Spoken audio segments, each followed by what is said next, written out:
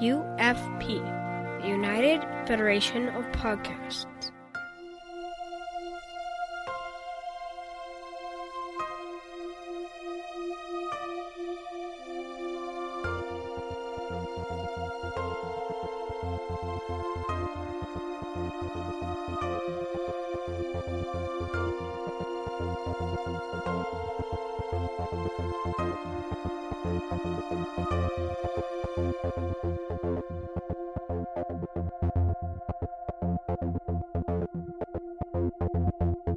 Welcome, listeners, to another episode of All Good Things, a Star Trek Universe podcast on United Federation of Podcasts. I'm your host, Amy, and joined with me is the amazing Patrick. Hello, Patrick. Hey, Amy. How are you? I am doing great and so glad to be talking to you about Star Trek Picard. That makes two of us, actually, because I didn't even know if I was going to make it to this point with all the school and work I've been doing. Yeah, it has been tough, and we've got 9 more weeks of seeing my lovely face there, dear. Well, that part's not bad, and watching Picard's not bad. And starting after next week, I actually have 3 weeks off from the school, so I will actually have some time to sit down and breathe. But until then, and after those 3 weeks, I have work from Monday through Saturday, 8-hour days, and Saturday we start at 6 a.m., and then school from Monday through Thursday, and that doesn't end until 8:30 p.m.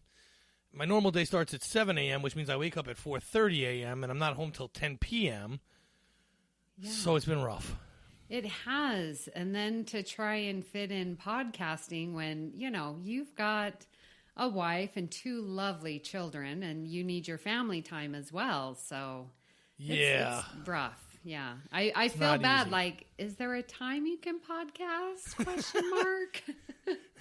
I'm like, bless Kathy. Just bless her. Yes, she's actually been very supportive in my podcasting endeavors. So to the point where even she helped me, put together and pay for this whole new computer setup so I could do it. So she's been luckily very supportive. She is going to be on Mickey's Marvels soon. So excellent. Excited to hear her. Yeah, her and I recorded about our vacation. That we just recently took. So she'll be on for that. Michael will be on again because he's going to do a movie. I forget which one. And we might have one other special guest coming up soon. But let's leave that off. We just might. So, listeners, better be listening to Mickey's Marvels. Yeah, pay attention for that special guest. Hint, hint, wink, wink. You can contact the network at contact@ufp.earth, on Twitter @UFPEarth, and on Facebook. All right. Well, it has finally arrived. Listeners, I remember at STLV, I think it was 2 years ago. 18. Patrick Stewart came out and announced that he is back. And I have just been waiting along with everyone to finally get Star Trek Picard. And we have it in this first episode, Remembrance. So I'm very interested. I was a little nervous. I texted you and was like, I don't know, Patrick. Am I going to be getting the, negative Nelly Patrick? And I didn't like this. And what? Whoa. I'm not Mark. Well, that's true. That's true. You're not. Even the things I don't like, usually I can see why someone else might like. Maybe. Yeah, well, we have our go-arounds, and so I'm just very curious to hear what you thought of it, because we haven't told each other. So, no, we haven't. We actually haven't spoken. I've spoken to just about everybody else about what I thought of these, but I have not told you. So, all right, quick initial thoughts. First, back in 2018, when this all came out, you guys were all at STLV together, and one of the rumors that started spilling out of there, I think Justin Ozer, good friend of the show, Justin Ozer, I think he was the first one that I saw posted, came up with I think he'll be an instructor at the academy. Mm-hmm. And I saw this from a lot of other people. Man, I've never been so happy that Justin was wrong, because I would have hated that show. It wouldn't have felt natural for him to go from instructor to back on the ship for me, or back on a ship. And really, we all know he was getting back on a ship, right? This wasn't going to be a show where he never gets on a ship again. Right. So I was glad that he wasn't some instructor. Maybe they would have done it right, but whatever. They didn't go that route, and I'm happy for it. Yeah. I loved every minute of this episode from start to finish. Every single minute. It opens up with the song Blue Skies, which is the end of one of the movies. Nemesis. There you go. I can't remember the names of movies because I just can't remember the name of the movies. Let's leave it at that. And it opens up with him playing cards. So now at the end of All Good Things. Correct. So now it opens up where everything left off. I know. Beautiful. Which I thought was perfect. Now, it turns out that that's just a dream of him playing cards, but it doesn't matter. Yep. It's him playing poker, which is what we waited all TNG for. We finally get it in the last scene, and we get it in the first scene of Picard, which was just perfect. Mm-hmm. I know. It was so good, and it just brought... And seeing the Enterprise D just come up, the beautiful shot of the ship, it felt... home. I mean, and listeners, I love TNG. That is my Star Trek. And so to have the opening scenes and have it just brilliantly call back to Nemesis, one of my favorite movies, and the end of All Good Things where he said he should have been doing this a long time ago. And then to see him do this it really was just the right stepping stone, what is most natural that we would see, even though it was a dream sequence. And of course it would have to be, and I am so glad that it's Data and not any other iteration like before or anything else. I am glad that it was Data. Okay, so you say that. Now, you mean because it was Data and not just some other version of Data? Because I could have seen it being anybody sitting in that chair. It wouldn't have mattered to me. No, because at the end of Nemesis with the blue skies, right, that's before was humming that at the very last scene of Nemesis. And so when we saw like the trailer and it's like, oh, there's Data, or is it before? Data's dead, so it has to be before. And so there was that controversy, and I am definitely glad that it is Data and not before. I guess. I don't even necessarily mean before. I just meant it makes more sense with that context. However, I wasn't really thinking of the song in terms of the poker scene, even though they happened together. I didn't care who he was playing poker with as long as it was somebody from Starfleet. Yeah. You know, it didn't matter to me. It could have been all new people that he now just plays poker. That's his thing. You know what I mean? So with the context of the song, yeah, I guess it makes more sense that it's Data, and thankfully it's not B4 or Lore or some other Lore robot. or any other iteration. Or any of the 8 million robots that someone would have made to look just like him because apparently that's all he could do. Yep. So, but yeah, just the poker part, I didn't care who he was playing with. Just the fact that he was playing poker was perfect. Mm-hmm. And I loved the scene with Daj and her boyfriend, the Zahian, with his eyes blinking, and just a callback to Discovery and Poe that we saw, you know, from the short trek and from season 2 Discovery. I thought that was, you know, it wasn't too bunk on the head. It was just like, here is another species, and, you know, they're in the Federation. It makes sense. And it wasn't just, it flowed very well. I didn't think like it was, we're going to put this in because we have to have a Discovery. It just was natural to me. Okay, so I said this to Brandon. There was a massive amount of fan service in this episode. Yes. Massive. But none of it detracted from the episode at all. There were things that my wife did not catch that did not mess up the episode for her. And that, to me, is fan service done right. If you watch Mandalorian, there's fan service throughout the whole series. But if you're not a huge Star Wars fan, it doesn't ruin the series for you. Exactly. Like when I was they're doing listening, the same here. Yeah, when I was listening to your Mickey Marvels on The Mandalorian, I had missed so much because Star Wars, you know, my kids asked me, do you like Star Wars? I said, yes, I do.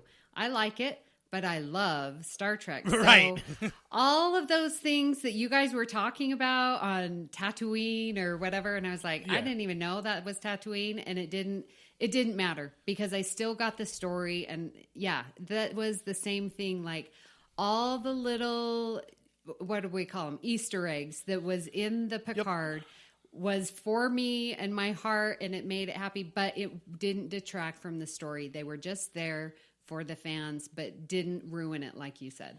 Right. If you don't know, you don't know. But if you're one of us, it's like, ooh, yay, ooh, Yes. yay. You know? I know. So, And I just got to say, I know I keep talking about STLV, but, I am here and I go. And it's right here in Las Vegas. So they had last year in August the Picard exhibit.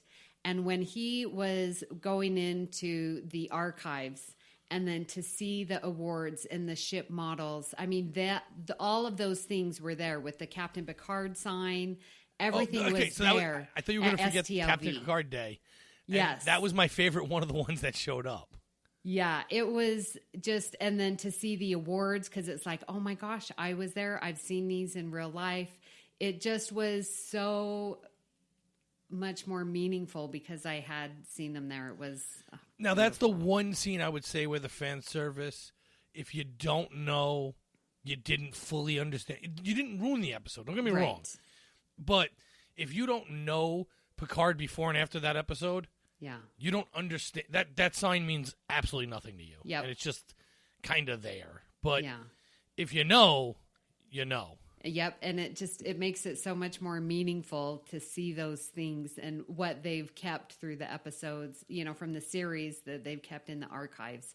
It was very interesting. Yeah, I thought it was great. And so I thought that was wonderfully done. I thought all the fan service was wonderfully done. I thought the special effects were done. There's been some talk about, well, would Discovery have had such a problem if they didn't make the 1701 original look so much different? But TNG still holds up today, graphic-wise, visuals-wise.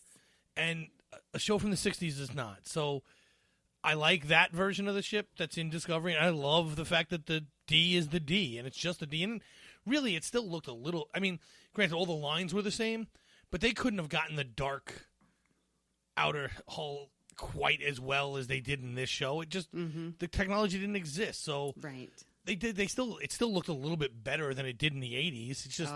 the overall ship itself was exactly the same. Yep. And I was so glad for it because I love the D. I love it. Yep. Yeah, no, it's great.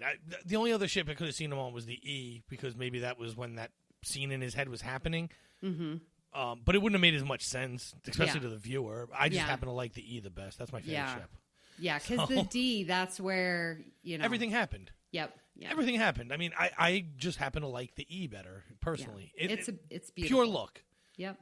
Wise. Obviously not for historical reasons or for seeing my characters on it more. Just simply, it was a little sleeker.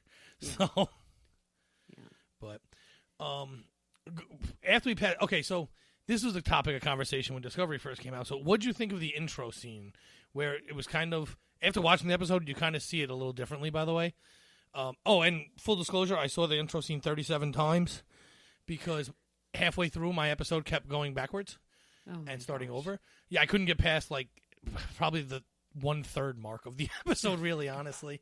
So I saw them get attacked. I saw whatever. But so after watching the whole episode and seeing it again, it was obviously making Picard, but it kind of looked like it was a positronic neural net being made when they were doing the eye and stuff like that. What'd you think of all that?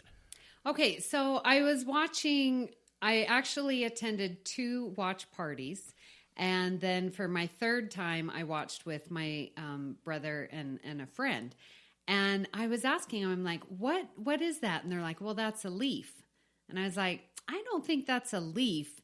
And it's sort of, because it looks like it comes out of the plane of white, and so it's this cutout. It's not a leaf.